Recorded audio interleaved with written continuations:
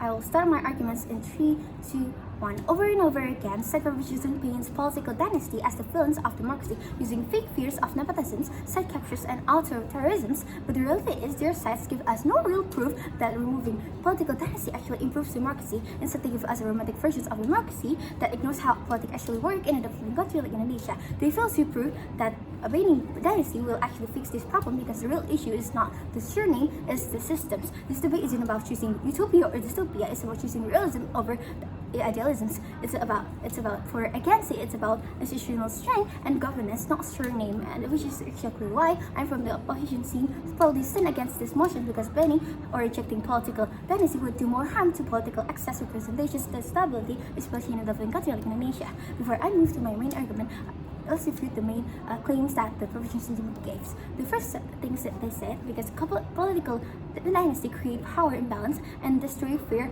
competition in democracy. Some which no one to believe that just because someone comes from a political family, they automatically become corrupt, unfair, even unqualified. But the thing is, being part of a political family is not the same as abusing power. This political family exists, but are they always harmful? No, because just like doctors, lawyers, or even teachers, politics is a profession where it makes sense to follow in the footsteps of those you learn from. If a politician's child wants to continue that legacy and actually does a good job, how is that undemocratic? And also, what matters in democracy isn't where you come from, it's about what you do. People have the right to vote, and if they choose a political career who performs well, that's democracy in action.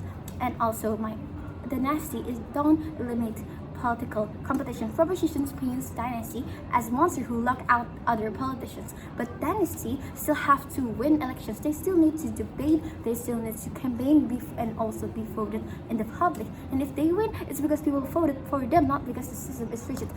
Saying that others can compete because someone from a dynasty is running is actually distrusting voters. It implies that citizens are brainwashed and capable of judging for themselves. And also, not all dynasties are the same. Psycho-Revisionism generalize all dynasties are evil, but we've seen the real world example for political families that support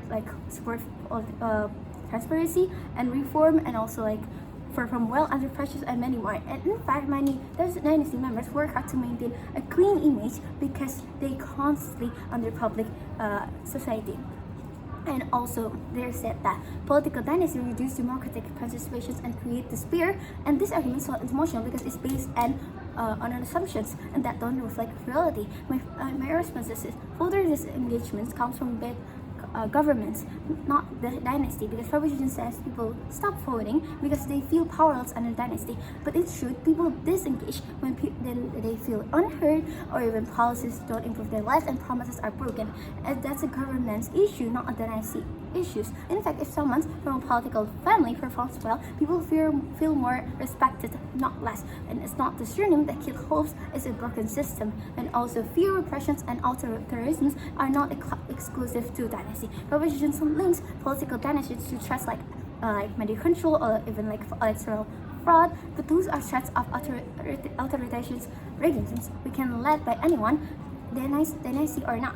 And also, voter against it still exists. Proposition claims people will give up on politics, but that's not what democracy teaches us, because if anything, the rise of political families often encourage opposition groups to mobilize young candidates to rise and citizens to even debate more. Voter agency is alive and well, and these votes is still the most powerful tool, and you don't need to shut down families to fix democracy, because you need to educate voters and make sure every citizen has the power to decide. And also, my first argument is political dynasty ensure long-term stability while banning them risk chaos and unqualified leaderships. So in developing democracy like Indonesia, political dynasty play a vital role in keeping governance stable, functional, and even result-driven. Banning them might sound progressive, but it actually opens the door to chaos, power vacuums, and low-quality leaders who will harm the society.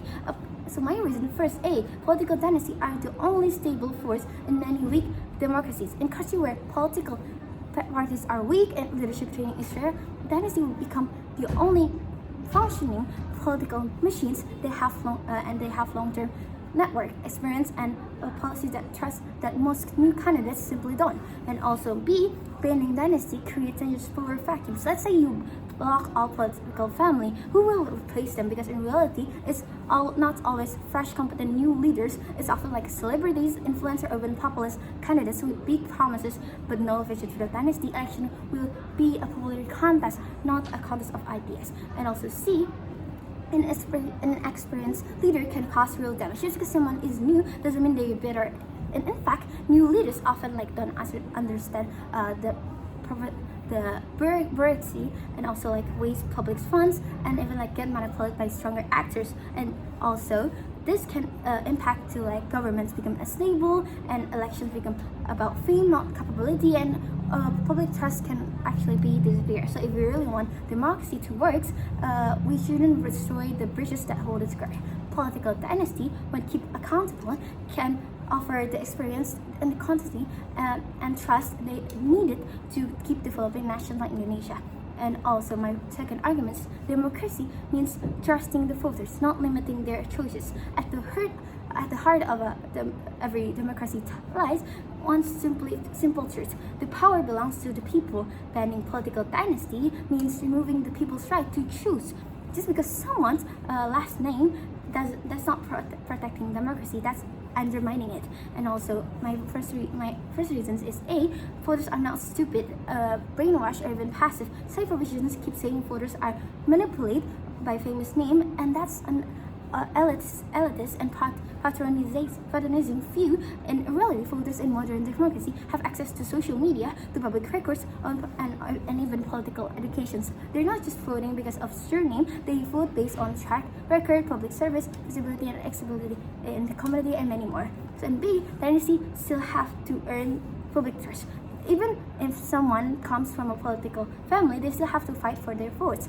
They must register officially, campaign publicly, face opponents in debates, and many more. And also, if voters still choose them after all, then that's democracy working exactly as it should. You don't ban people who win fair and square, you hold them accountable like any other public servants. And also C, banning people based on their bloodline is unjust and discriminatory. Imagine telling someone you can run for office because your parent was a governor. That's not meritocracy, that's prejudice. We would never say a large child cannot be a judge, a soldier child cannot be the military, and a teacher's child cannot be a principal. So why should a public servant child be punished for simply wanting to continue a legacy of a service? As the real solution is fixing the system, not restricting names. And if we talk about corruption, if we fix the law enforcement, and if we talk about unfair candidates, fix the elections rules. And also, at the end of the day, democracy is not just about the numbers of surnames on a vote. It's about who can serve, who can deliver, and who the people trust. So we don't want a utopian democracy, and we want a working one. So we don't destroy the few structures that actually function in our republic. We fix the broken one instead. So true democracy means trusting the people, and even if they vote for someone you don't like. That's all from the opposition team, and that's why you must oppose these motions. Thank you very much.